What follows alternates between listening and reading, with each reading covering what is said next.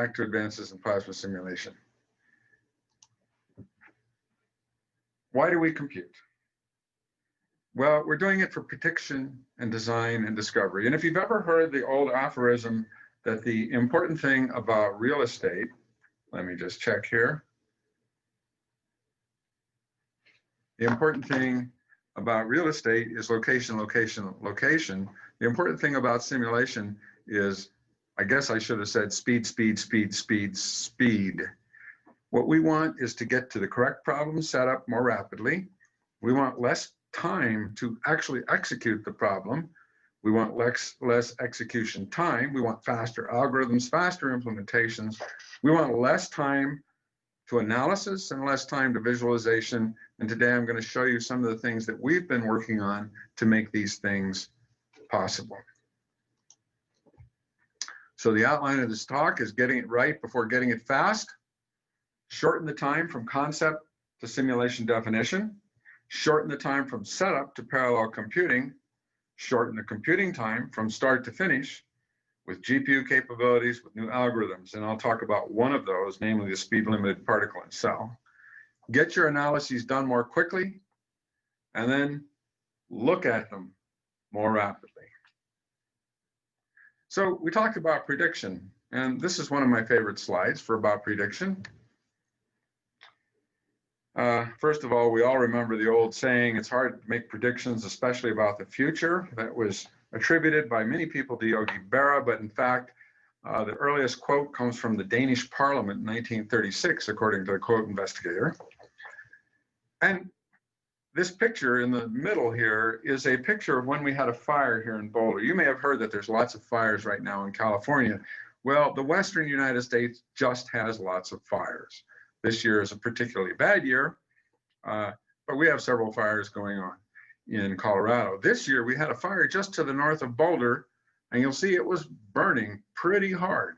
And you'll notice that the Forest Service had a nice prediction for fire danger today. It was low. Well, so that's obviously a bad prediction. And what we want to do is do better than that when we do simulations. So let's look at one of the problems we do that show that we get the electromagnetics right.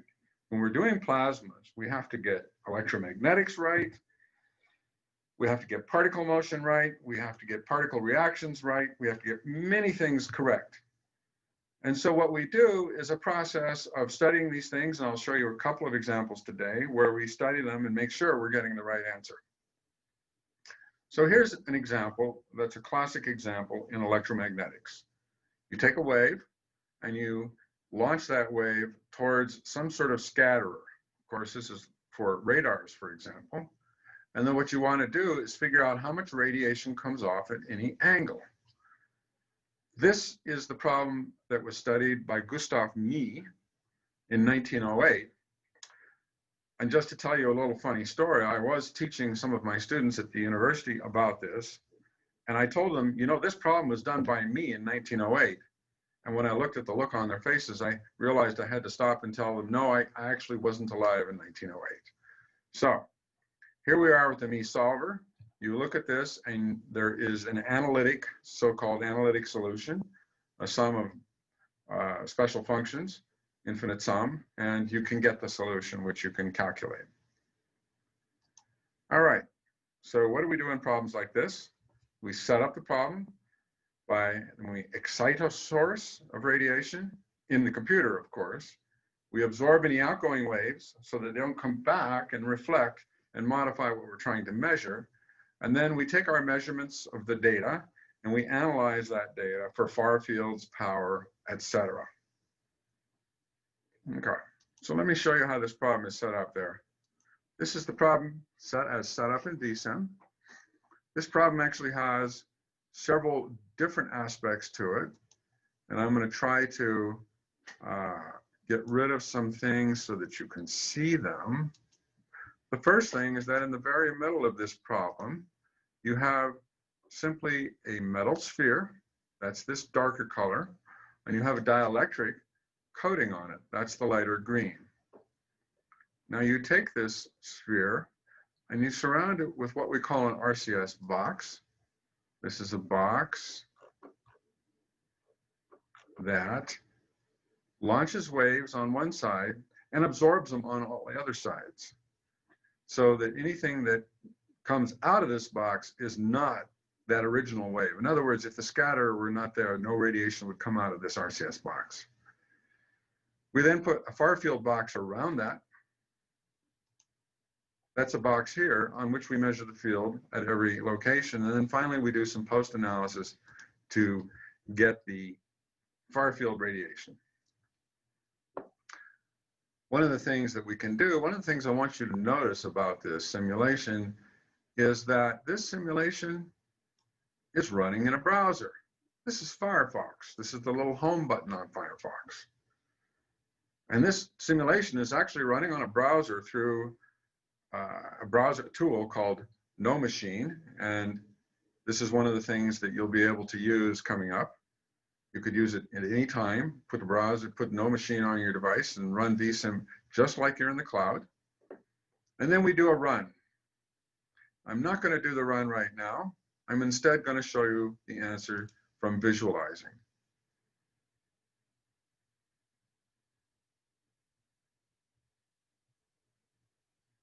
This will take a minute.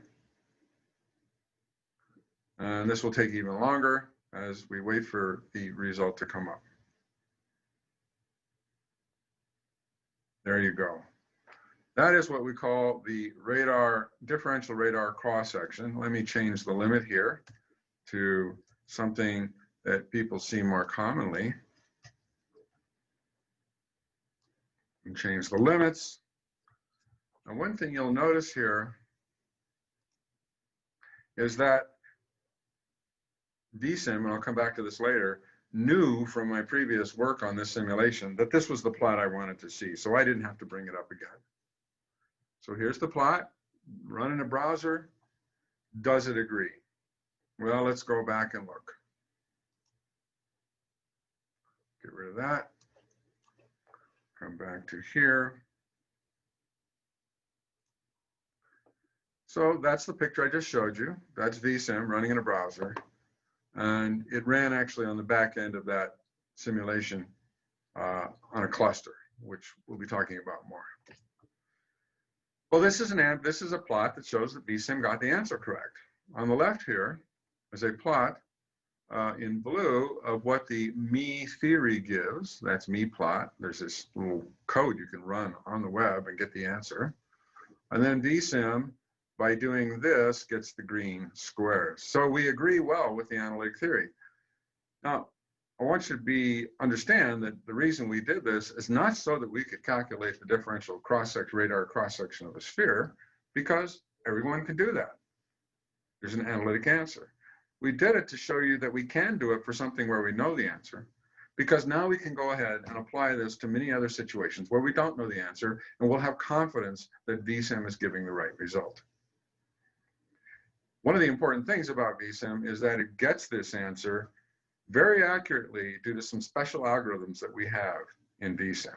The VSim answer at 24 cells per wavelength is equal or better than what a certain commercial competitor gets at 32 cells per wavelength. And so we're happy with that. Now I'll show you one last thing, because this is kind of foreshadowing where we're going. You're all used to perhaps using VSim as a run panel. This is our old interface. Later, you'll see a better and newer one that will come out in the next version, which we hope to be in sometime in November. So if I submit a job, I can submit this job, pick the queue, number of nodes. I want to run this on, let's say, 12 processes per node. And okay, let's run. What you see here is it told us that the number of the process was 2587. And so we can keep checking job 2587. This will improve with the next interface. And we can see that a typical VSim run is taking place. So as remember, 2587, this won't be necessary in the future. each time it goes through. And now you see that, boy, it's simulating away. And basically, that was the end to that point in time. And if I check it one more time, 2587, you'll see probably, well, it's still going. So let's continue now.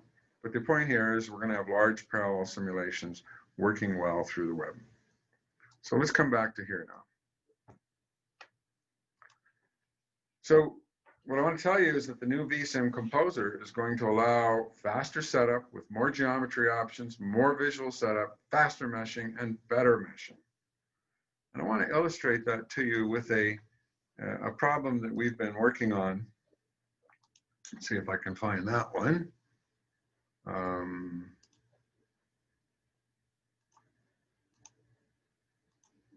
Too many windows open here. Let me come over here. All right, so we'll do new from, we'll do open a simulation. Over here. And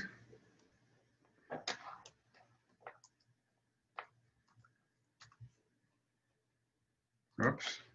All right. Well, let me move on here and come back to this simulation right here.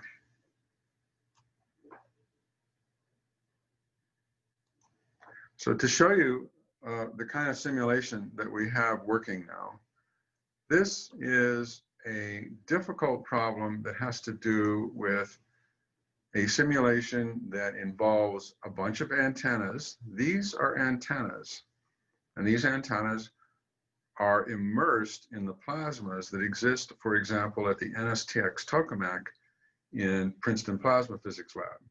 So they're antennas that are immersed in plasmas, and this is a unique capability of VSim.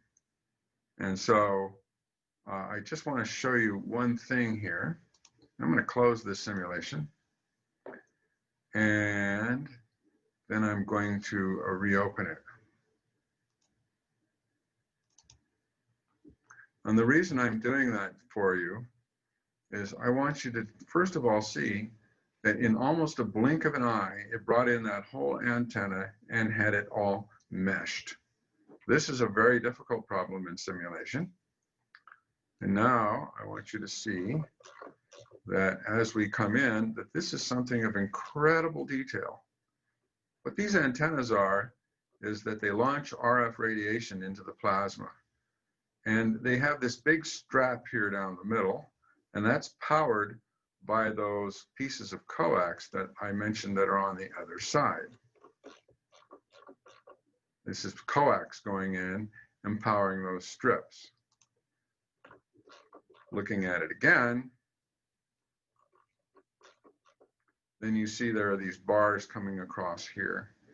You can only imagine that meshing something up like this takes a lot of effort, but what we've done this year is we've developed new meshing capability that allows us very, very rapidly to mesh up complex objects.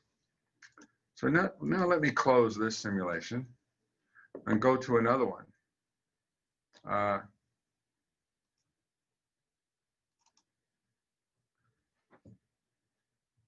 And what I'm going to do here now is I want to show you, actually, I want to show you a different simulation. So I want to close this simulation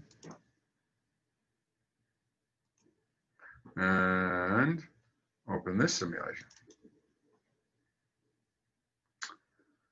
There's a geometry in this situation, in this simulation, and it is called, first I'm going to get rid of this.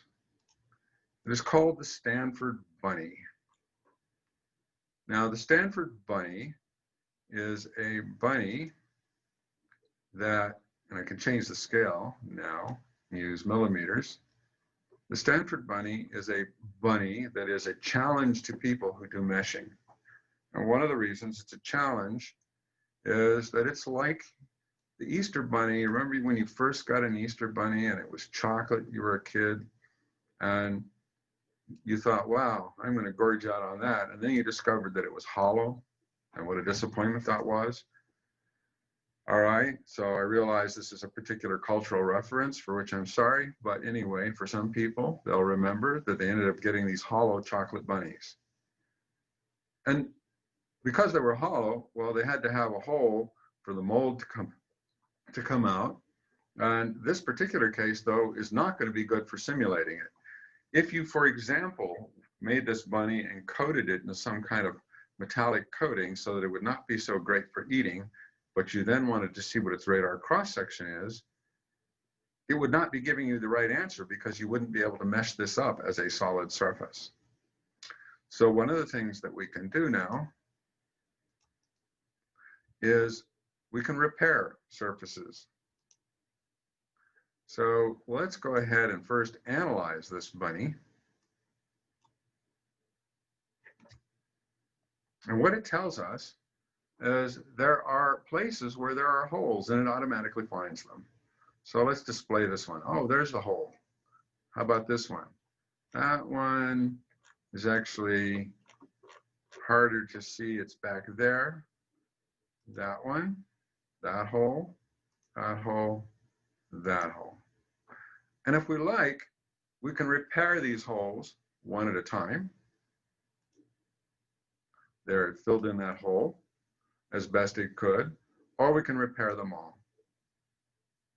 Oops, that's this button here. And when we're done with that, we can save this. And when it comes back up, then I can look at this bunny. Those axes, I wish I could turn them off and leave them off. Something for developers. Okay. And then I can look at the healed bunny. Well, they look the same, right? But I can get rid of the unhealed bunny and I can look at the healed bunny. And the healed bunny then we see has all the holes filled in. So this is something that's very important for the kinds of simulations that we do. Another thing that we're doing, and we're doing it this way as it's because it's kind of it's amusing. So I'll close this simulation. Yeah, I'll close this simulation and I'll open up the simulation we call Mini Bunny. And Mini Bunny is a simulation with a whole bunch of bunnies. Well, how did we make all those bunnies? Let me show you. We now have the capability within the GUI of saying, hey, let me take this bunny and create an array of bunnies. So I picked just this one bunny, and I'll create an array of bunnies in the Y direction, maybe 3, or yeah, let's do 3 with a spacing of 0.2 and accept. And look at that. I have an array of bunnies, and if I liked, I could have bunnies in both the X and Y direction. And this is the way that we can produce bunnies faster than bunnies can produce bunnies. Okay, so what I've shown you now, things that are coming up is healing and shape arrays, and I've shown you the meshing that we do on antennas. All right, so now let me move to job control.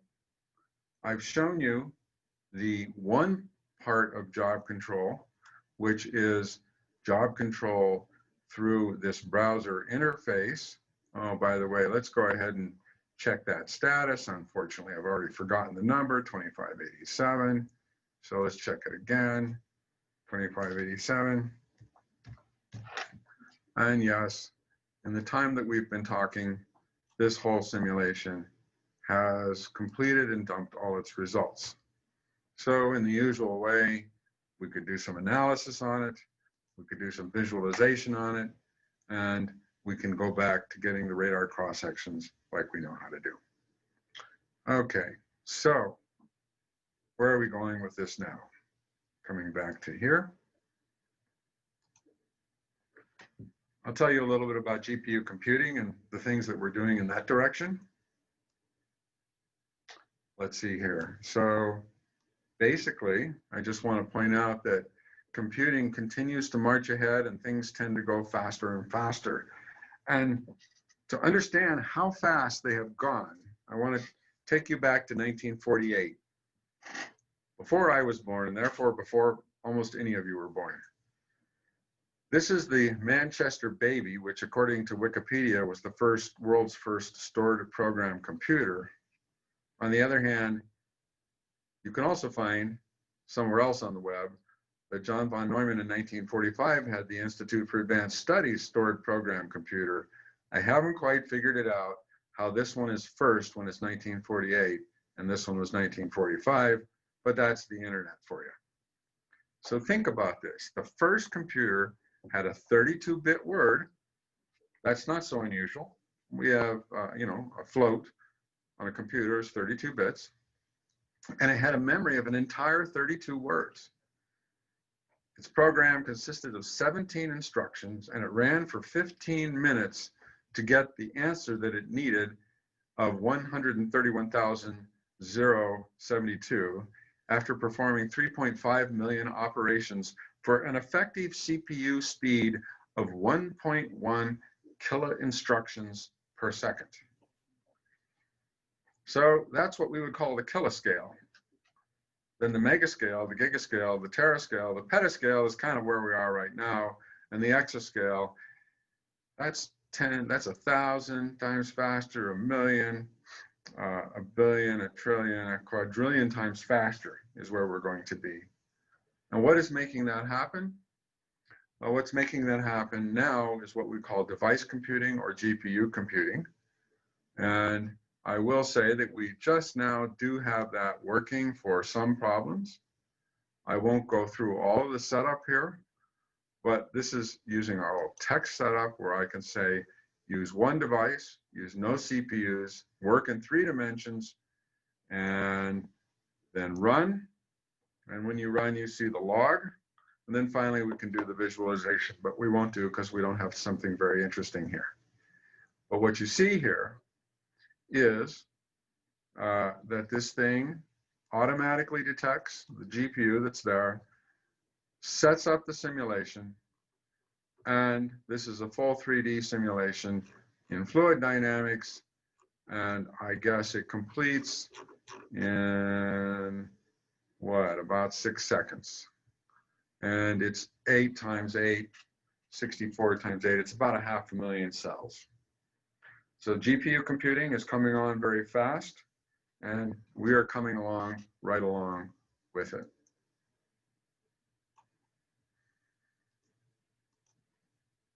So that's what the problem they call the Euler fluid. We're going to have better fluid dynamics in VSim starting with the next release. Okay, now we've done all the easy stuff. So now I'm going to do some hard stuff here. And I'm going to tell you about a new algorithm. The algorithm is called speed limited particle in cell. And it, contrarily sounding, speeds up simulations by slowing down particles. I don't have the citations here. I should have brought the citations. We tend to publish our work, tell people what we're doing as an algorithm, embody that in code, and then make that available through our products. Speed limited particle in cell is based on the fact that particle in cell simulations have some limitations, and because of these limitations, you have to go slower than you would want to slow. So what I'm going to show you is that for slow phenomena, we have a new way of solving the particle in cell equations that ultimately ends up giving you a faster simulation. So when you do particle in cell simulations, you have to remember that there are 3 fundamental limits to the time step and the spatial scale, the grid size.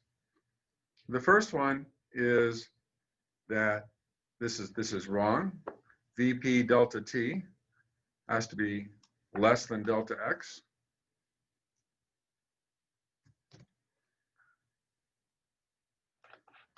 Good thing I could correct these in real time here. That says that a particle, if a particle crosses too many cells in a time step, then it's not getting the right field that it should have gotten for that time step, but it's getting some mushed out average. And so that gives you a limit on accuracy. A second limit is that the plasma frequency times the time step has to be less than 1. If you don't do that, you get a very strong numerical instability. It's an instability that is not physical. It's just because of the way we solve the equations. This is sometimes referred to as the plasma CFL number, Courant Friedrich Louis number, named after 3 famous mathematicians. A third condition is that delta x has to be less than or of the order of the Debye length. Maybe half the Debye, maybe it can be twice the Debye length. But nevertheless, if you don't satisfy this, you get a grid instability. These are all very related. And if you're doing electromagnetics, there's also another CFL condition. But in essence, you have to remember that when you're solving these equations, as you're setting up your problems, that you have to pick time steps and grid sizes that work with these inequalities. So, again, these are not related to resolution requirements. So suppose I wanted to look at cold plasma oscillations. A cold plasma oscillation of some wavelength. The wavelength determines the physics, not the Debye length. But yet, we have to resolve the Debye length for stability. Actually, if your plasma is really cold, you don't have to resolve it for a long time because the growth rate of that instability is small. But nevertheless, if you put some temperature in there, this Debye length instability will dominate. If you wanted to do MHD, low frequency ion dominated modes, the electrons really aren't there for any other reason other than just to cancel the electric field. And yet we have to solve these conditions on the electric velocity, the electron velocity. For ion acoustic modes, the electrons are basically just a Boltzmann response. And yet, nevertheless, if we did full pick simulations, then we would have to have that resolution. Plasma sheaths. Plasma sheaths are a kinetic problem. You have, in essence, plasma is flowing into a boundary, and you form a sheath. You get this chopped electron Maxwellians. You have to do it kinetically. And once again, it's a steady state problem. But if you don't resolve the plasma frequency, take a small enough time step, you end up having an instability. Okay, and then plasma discharges are yet another thing. So I want to take you back, do a little math here. Apologies, nobody likes to look at equations. But what we're always doing in plasma physics is we're solving something called the Vlasov equation, in particular the Liouville equation for a one-particle distribution, the function of position, velocity, and time. And it has a conservation form, so-called conservation form, where df dt plus the divergence of the flow in position space plus the velocity divergence of the flow in velocity space is 0. And there's a solution to this, and that's what our algorithms are based on. The solution is that f can be any function of some given weight times a delta function of position minus the position of a particle, which I'll get to in a minute, and the velocity minus the velocity of a particle, where these positions and velocities are trajectories in the force field, in this accelerating field. That is to say, they satisfy these conditions, that the rate of motion is given by the velocity and the change in the velocity is given by the force, Newton's law. So what we do is we want to solve this equation. We discretize it. We put it on a grid. We add the fields. We add the field solves. And then all of a sudden, there you are. You have VSim.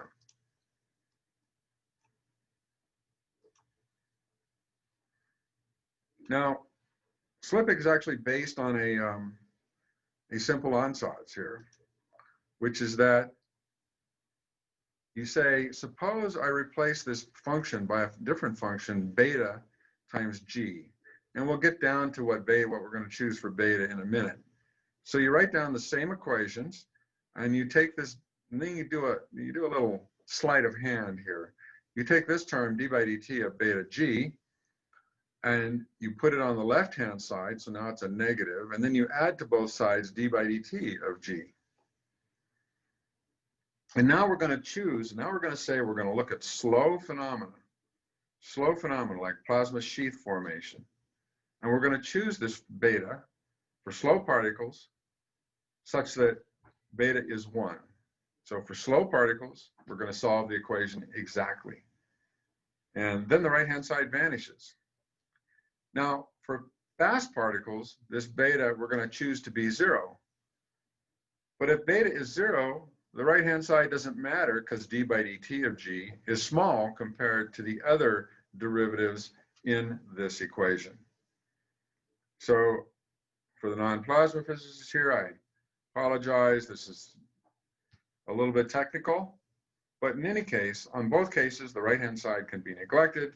And what you're doing is you're evolving this distribution function g in a way such that both the velocity and the acceleration are reduced for these fast particles. Both get multiplied by this beta. Well, this equation looks just like our original equation. And because it looks just like the equation we had before, we can solve it in the same way. We can follow particle trajectories, but now in this different velocity field and in this different force field.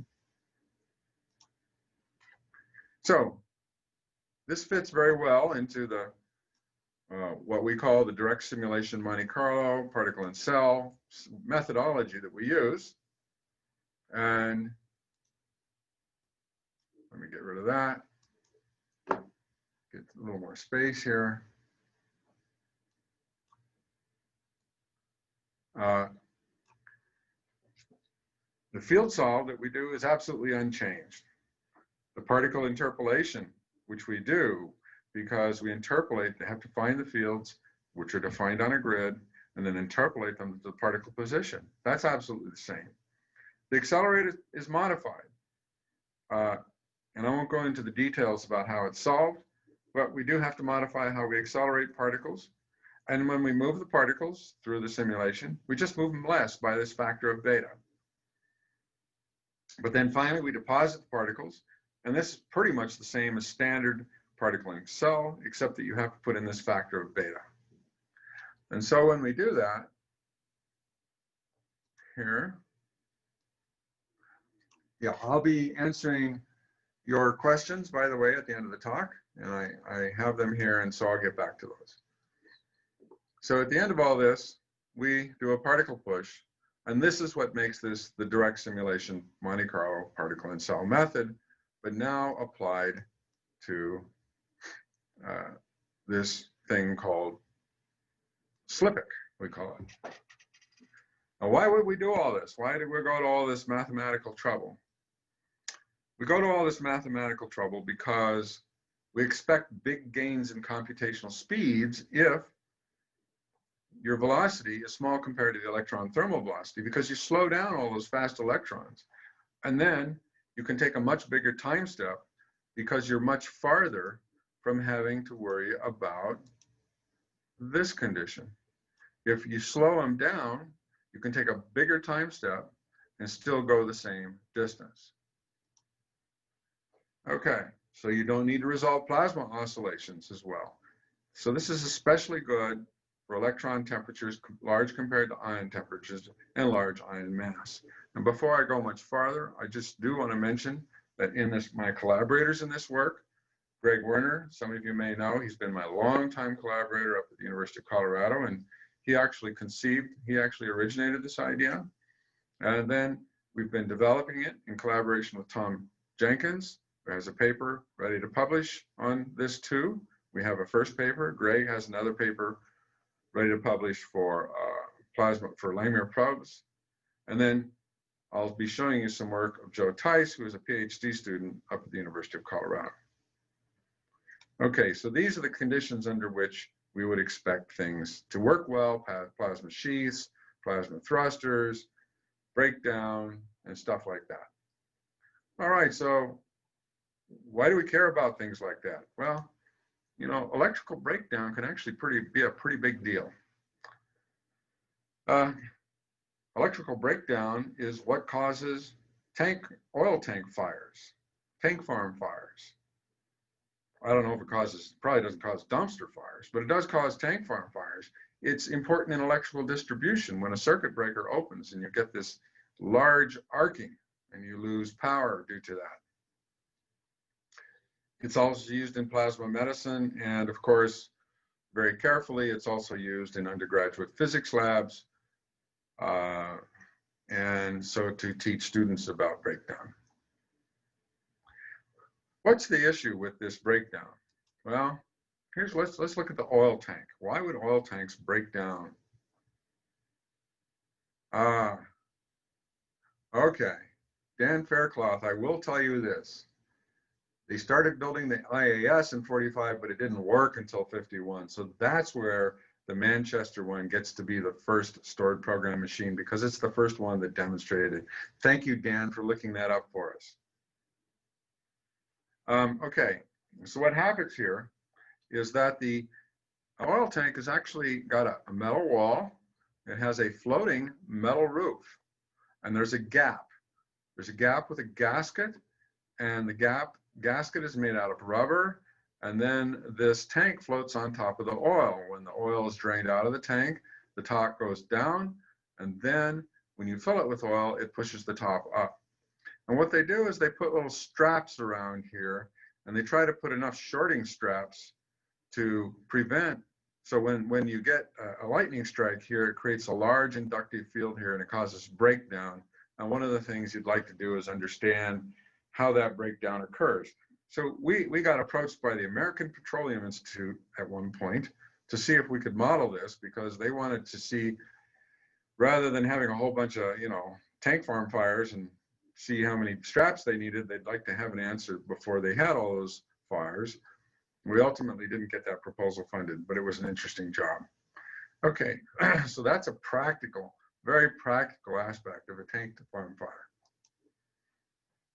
So this is all related to work that goes back to the 1890s or so.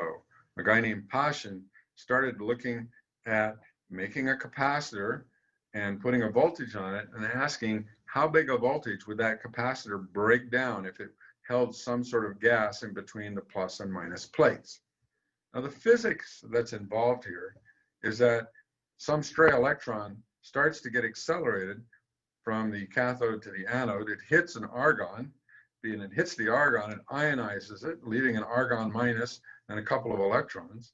The electrons continue going to the right and perhaps ionizing some more. And the argon minus heads back the other way because it has the opposite charge. And the electrons, when they move forward, they do this sort of exponential growth, creating an average of, let's say, alpha ions. When the argon minus goes back, it hits this wall, and some fraction of the time it creates an electron. So when this, that's a fraction of gamma. So if the number going forward, the multiplication going forward, times the reduction factor going backwards when it hits the wall is greater than 1, then the current grows exponentially. Now, when you do this problem, you remember that the argon is very massive and moves very slowly. For this process to go to completion, you actually have to wait until many of the argons get all the way back to the cathode. And so the time it takes is not the very fast time for the electrons to get to the right. That's fast because they have a very low mass. It's the slow time for the argons to go back to the left. So Paschen did a bunch of experiments and found out some very interesting things about how this worked. And of course, this is the fundamental process. And then let me tell you a little bit more about that fundamental process. I'll get to this, but basically, again, what we want to do is code this up.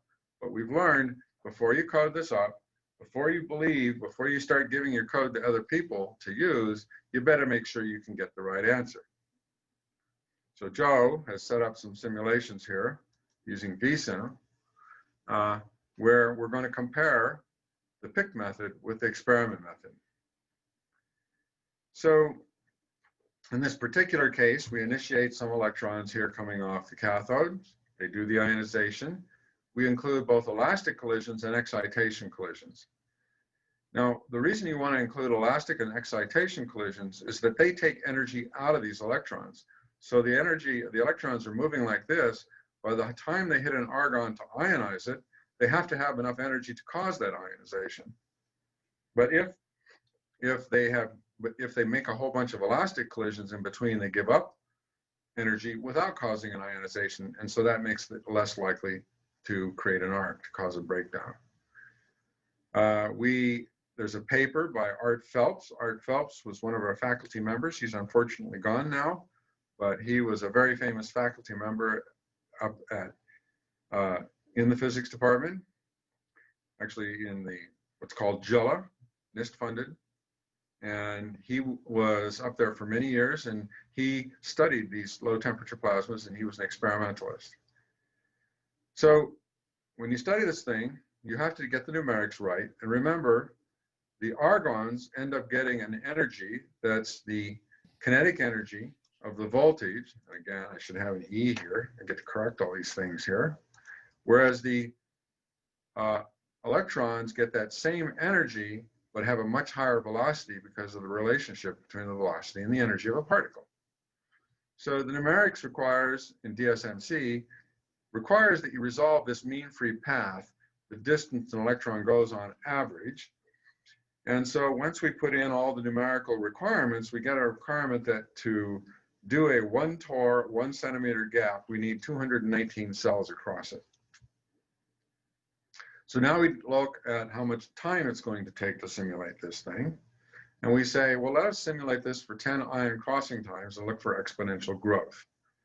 Now the time step, remember, is the cell size over the maximum electron velocity, because we don't want an electron to travel more than a cell in one time step.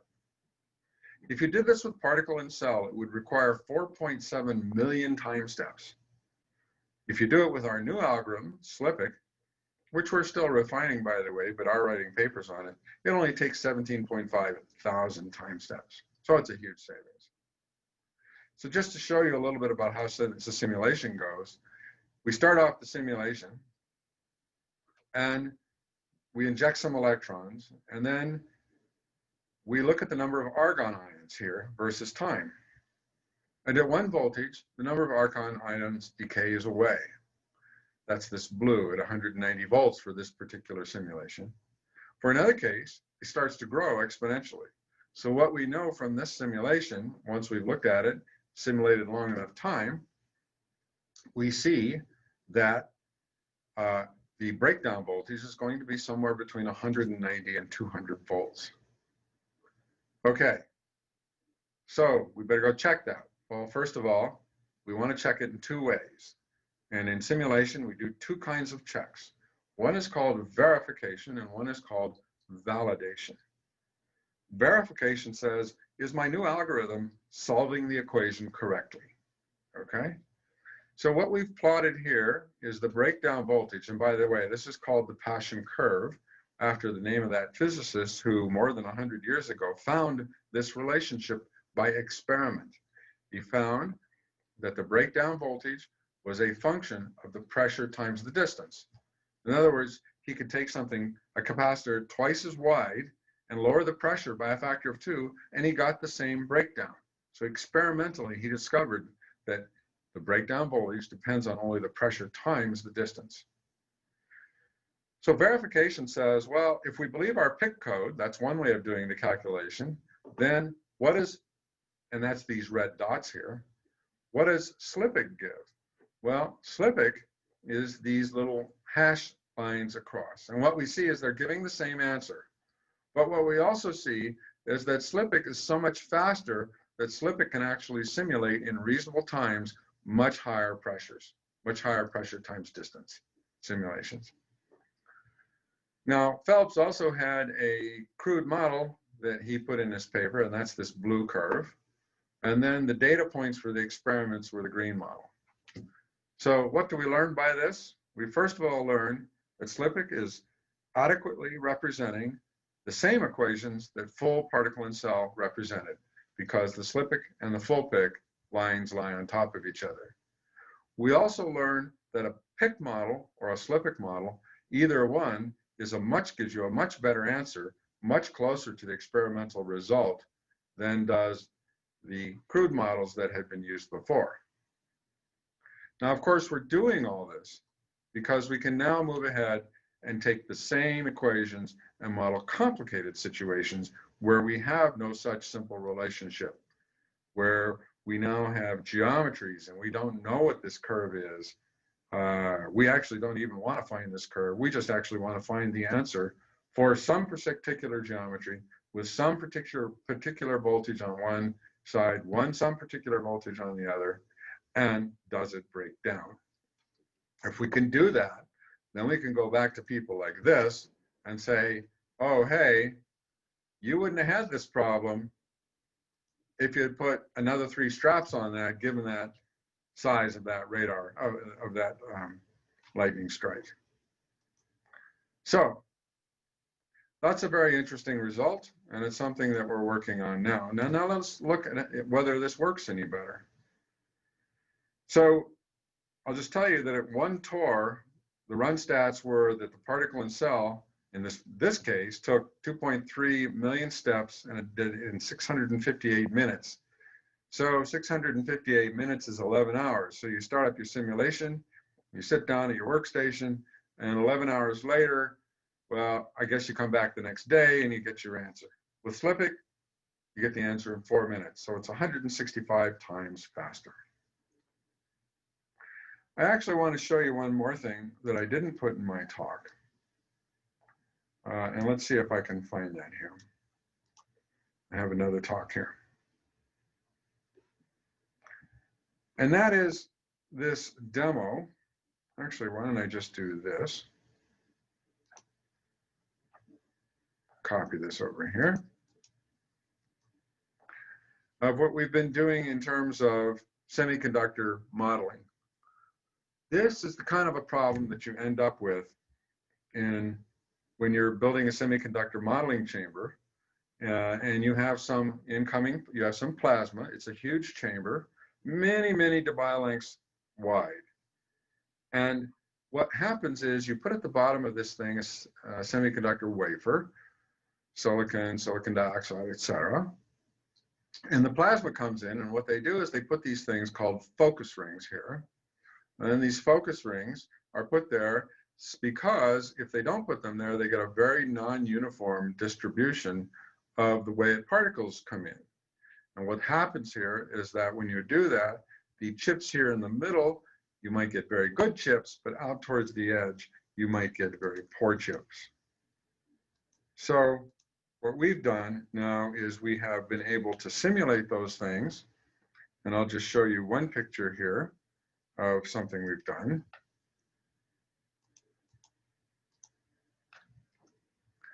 And this is an actual VSim simulation. And there's something I'd like you to see about this simulation. And that is that this is a small subset. I'll get rid of these things, they're not so important. You have to include all the physics that I talked about before. And this is a small region of the simulation compared to the whole plasma chamber. And the reason you want to simulate this small region is because all of the activity that you care about is on this small length scale here. This is the debye length. Let me see if I can find this, by the way.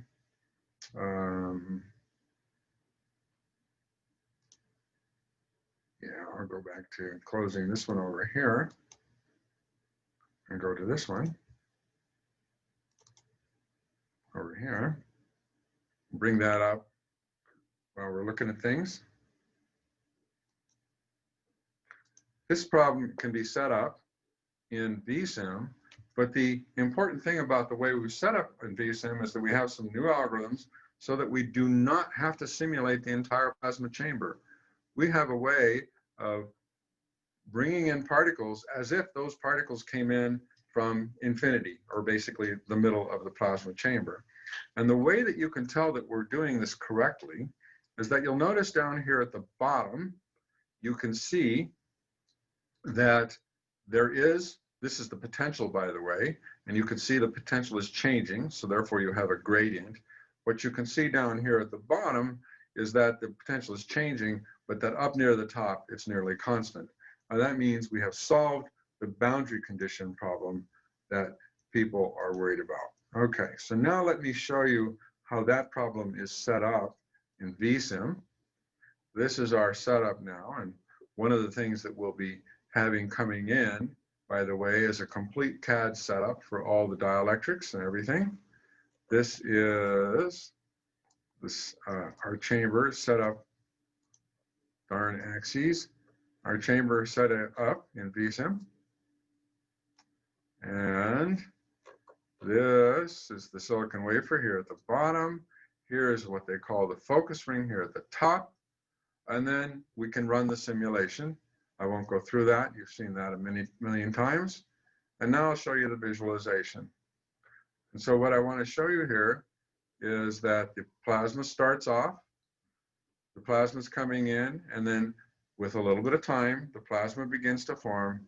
And over time, this is a capacitively coupled discharge, by the way. And that's why this thing, as the voltage is put on different voltages between the left and right side, that's why the potential is varying like this. But one thing you can see is that in this particular case, we have found the right place to put this focus ring, because now the sheath here and the particles coming into the plasma are very uniform. And by the way, I want to thank Dan Main for setting up this simulation. He's one of our application engineers. And I also have to give thanks to some of the people at LAM who inspired us to get this problem right. We do now have this right, and we are ready to do lots of plasma chamber simulations. Okay, so that's yet another area in which we can now simulate, and we are now moving forward very rapidly. So I'll come to this in a minute, but before I get there, I do want to mention one other thing. And that is, we are now closing in on a full client-server approach to doing plasma simulations remotely. I showed you one before, which is what we call our browser-based approach. This is the one that is our full now within VSim Composer. You will notice that within VSim Composer, and again, this is going to be a couple of months out, so don't expect it immediately. If you have a license and you've gotten maintenance, of course you'll get this, or of course it'll be in the next upgrade. But here what you see is that you can select a number of different ways of simulating, and in this particular case, I have defined, I'll just mention here very briefly, I have defined a remote host called Hydrogen. Hydrogen is the name of our cluster here. It actually has a couple of clusters on it, and you can set up its default parameters. And then you can run a simulation through Composer over on the cluster, having chosen the number of processes per node and the number of nodes. And then the result comes out here. And then finally, you can visualize just as you could do before. Okay, so coming back to here. What you're going to see now is that we have many new features coming in to analysis and visualization. One of the things you had seen before when I was looking at the radar cross-section is that when you do that visualization,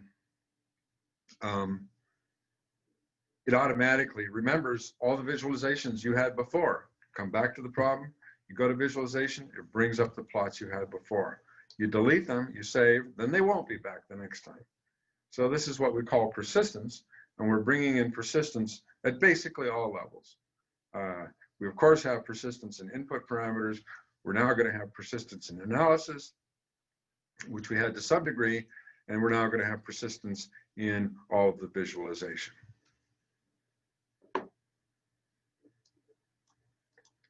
All right, so let me conclude there. I think I'm getting to the end of my 30 minutes. And I know that plasma simulation is really coming of age.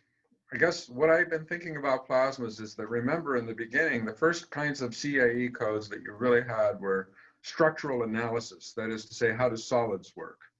Then we had fluid dynamics codes, which we used to predict how airplanes would work. And those were fluids, liquids, and gases. Then we had electromagnetics. So how energy works. Now it's time for the fourth state of matter, plasma, to have its own set of rigorous commercially available codes. And what we're trying to do is to make that available here at TechX by making codes that are easy for to use, faster at getting the answer, and have better algorithms so that they're more accurate as well as being fast. And I guess I'll conclude by saying immodestly that VSim is leading the way in bringing these advances to you. So I'll conclude there now, and I'll look for questions. So let me start with one by Ganendra. I see that one. Let's see, what do we have here? Look up my answer board here. Okay, so the first question is from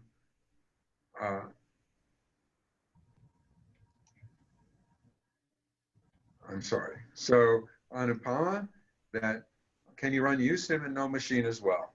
USIM is not available. You can run it through no machine, yes, but you cannot, it does not yet have all of the parallel launching capabilities. Actually, I think it will have those too. I do think it will have those, but now I'll have to go talk to the developers.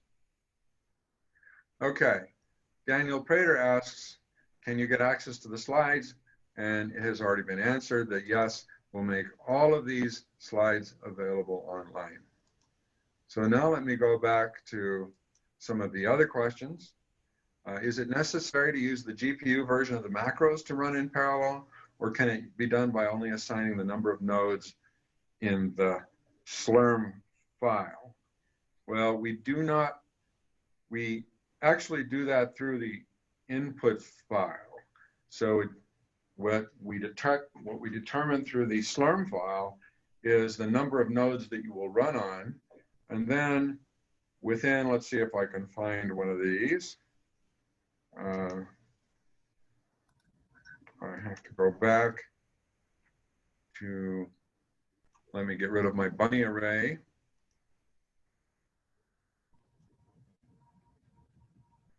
I think we've got enough bunnies, so I won't change those things. And go back to, let's see, where was that simulation?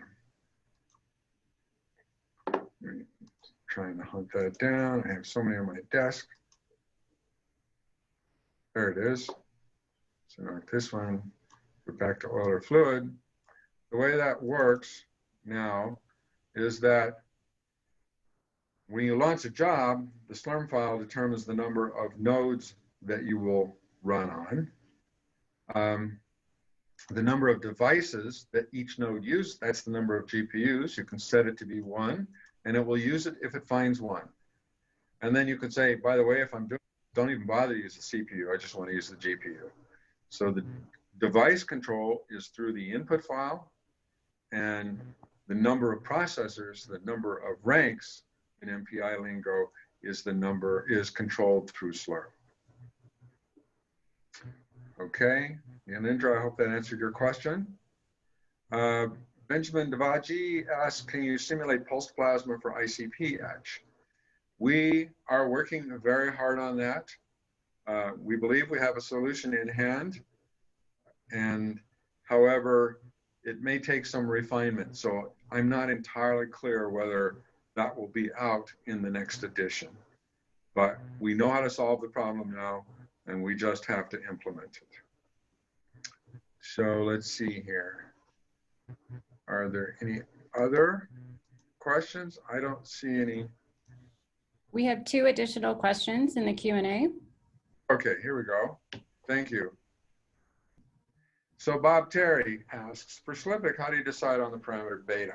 Well, you have to, beta is not a constant, first of all. It's a function of velocity. And so what you say is, suppose I have the electrons with a given velocity distribution, and it goes out to, 3 times V thermal of the electrons. And then you say, well, what you say is, I'm going to pick a velocity at which I want to slow this down, and then you pick the v to be that function of velocity. And I don't think I have that available right now. Oh, yes, I do. Okay. All these old talks. So I'll bring that up. Okay. This is a talk I gave at Lawrence Livermore Laboratory. Pull this out of the way. Pull this out of the way. So luckily I have that talk. What you do is you pick a beta that's a function of velocity, let's say like this, or like this is one choice. And there's lots of choices. And the team continues to debate on what's the right choice. So for the electrons, if I pick this velocity, then you'll notice that when the electrons are slow, when v is small compared to v naught, the electrons have the velocity, the beta is 1. So the electrons have their regular velocities. But when v is large compared to v naught, then the velocity gets slowed down by 1 over v. So in fact, beta times v, the velocity is v over this. And when v is large, then this just becomes the square root of v over v naught squared. So it's just v over v naught, which means it just equals v naught. So you pick that v naught so that it is a place where all the phenomena you care about occur at a velocity lower than that. And all the phenomena you don't care about are above that velocity. So you're actually picking a function, and you're actually picking this v naught to be the value of that a particular place. So Bob, I hope that answered your question. Now, let's see, there was one more question. Oh, when will SLPIC be available? SLPIC will be available. Let's see. So I'm not sure. We've done all the theory. We've written the papers. Now we have to do the implementation. I hope maybe the first part of next year or so. Maybe at a half version. So, but I can't tell you for sure right now. There's a lot of work yet to do to make it robust. Okay. Tom, by the way, I don't know if everybody can see it. Tom gave the nice SLPIC paper written by Greg Werner. Is this visible to everyone, Colleen? Tom's comment? Yes, it is. His citation is there. Great. So you can all look at that citation to get that paper. And Daniel Prater asked this, can we use VSim for fusion plasmas? Well, it's already in use for fusion plasmas all over the place. But in particular, we have something that we call our linear plasma dielectric function. And in fact, the fusion community is currently funding for us to put that on GPUs so that we can solve problems like the one that I showed you before.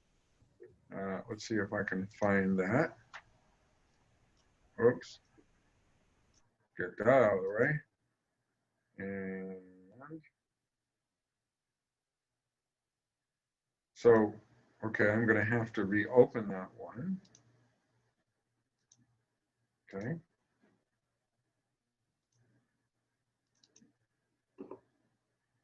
We, in fact, are now in communication with ITER because ITER, we are hoping to supply them with the code that's going to tell them the distribution of RF energy due to ITER has similar antennas to these. These are the NSTX antennas. ITER has similar antennas to these, and we're going to give them the linear propagation. Now, Tom Jenkins, who put in that previous citation, he and David Smith are the real experts in this RF propagation, but that's one of the kinds of fusion problems we do. Another one where I think it would be useful would be to do the sheath problem at the bottom of the diverter. We have not, right at the diverter where the plasma hits the material. I think the same methods that we used for, okay, too many windows here. The same methods that we use for semiconductor modeling can also be used for diverter sheaths. So that's a couple of answers. Let me go over and look and see if there are more questions.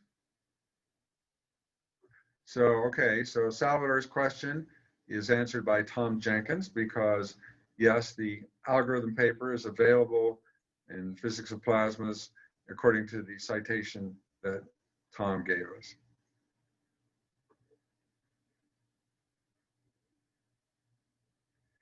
Is it possible to take a 3D cube cut from a plasma chamber rather than a 2D plot, as well as put in a positioned probe to give plasma field parameters?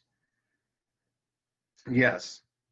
So let me take these one at a time. Yes, we can do that. We can make a small cube, and in that cube, collect data on what the plasma looks like there.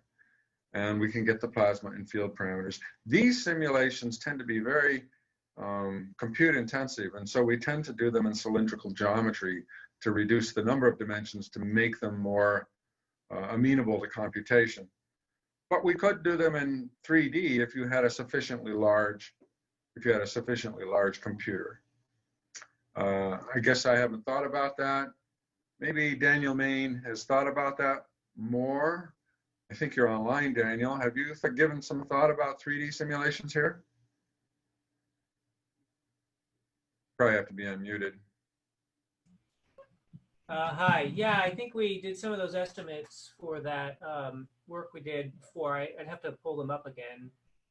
So I don't recall off the top of my head, but we did determine it's doable, of course, but of course you need just more computing power.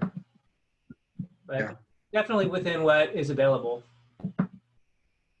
Okay, so a big enough computer with Vorpal and VSim as parallel algorithms, you'll be able to do that. Then you ask, can I make this into a GIF and movie an MPEG clip rather than a static 2D plot? Yes, we can do that. We may have to do that with some post-analysis. I haven't done that in a while. I don't know whether that is possible within Composer. Can somebody else answer that? Daniel, is it possible within Composer, or do we have to? Oh, I'm sorry. What are we asking about? Can we make movies within Composer? We can do it in Visit, and you can open Visit as a side tool. So yeah, you can. Yeah, so you can do it, but you would need to get another tool that's free to do that. And we can certainly teach you how to do that. Okay, let me come back to the questions here. And Robert Terry asks, are any problems sensitive to that choice of beta? Yes, of course. If you pick the beta so that you limit too many velocities, you won't get the right answer. And if you pick the beta so that you don't limit enough velocities, it takes too long. So, you know, there's a bit of starting off by using what you know about the problem to start with it, picking a V0, and then once you've picked that V0, you then refine that V0 by doing simulations, and in the usual way, doing convergence studies. Let's see, Patrick McCarthy says that ANSYS worked with AGI for hypersonic CFD work. Do you plan on working with other sim programs for integration? I guess this is more for comms and hypersonic platforms about ANSYS News Center. So I guess I will say one thing and then refer the rest to Madhu. I think I saw him online. The first thing I want to say is that we plan to provide more software integrated, and one of our most recent successes has been this new tool called RSim. RSim, which you can find on our website, is our wrapping of the Géant 4 Monte Carlo code and giving it all the capability that you see in the VSim GUI. In other words, you can make CAD, you can use CAD geometries, you can use materials, sources and tallies, and we end up, oh, this has to be changed. We use a different code, not GRA, but instead we use something called GoRad, which we created from Géant. And you can see you can do all the little things that we do within VSim. You can do import CAD into Géant now. You can use array creation to take one little quasi person and make a whole array of people, like you're in a movie theater. You can set up all details about materials. You can set up sources to be all the kinds of sources that you're used to.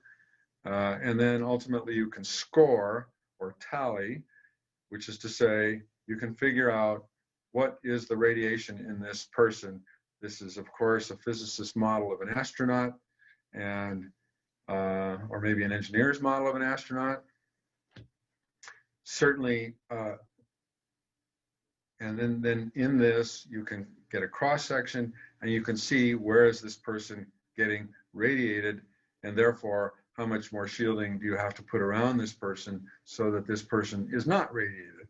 NASA was behind getting us to build this thing because they wanted people to be able to survive solar events on their way to Mars, and they needed an easy tool to be able to do radiation calculations with. Okay, Anupama asks, is there a way to use hydrogen cluster for running code in USIM right now? And I guess the answer is we have not upgraded USIM to the latest composer. If we did upgrade it, then it would be available. I expect it will be available in the next version, but that will take some effort on our part. So I won't make any promises right now. Jincha Wang asks any paper about slipping in detail. And again, I will refer him to the citation that Tom Jenkins gave up above in the question and answer window. Great. That looks like all of our questions for today. Okay. Okay. Well, thanks to everybody. Thanks for listening. We do have, if you are interested in getting an evaluation of our software, you can go to txcorp.com and you can hit request evaluation, and we will be able to set you up with a 30-day trial if you haven't tried it previously. At the conclusion of TWSS, we will be sending, we will have videos and we will have the presentations available. So give us a bit, but those, we will be able to send those out. I understand the need for reference for those. And then it looks like one last question. I don't know if that's a quick one, John, about the DoD cluster. Okay, is this on a DoD cluster? No. Let's see, it is not on that DoD cluster, but we're certainly willing to work with customers to get things on clusters.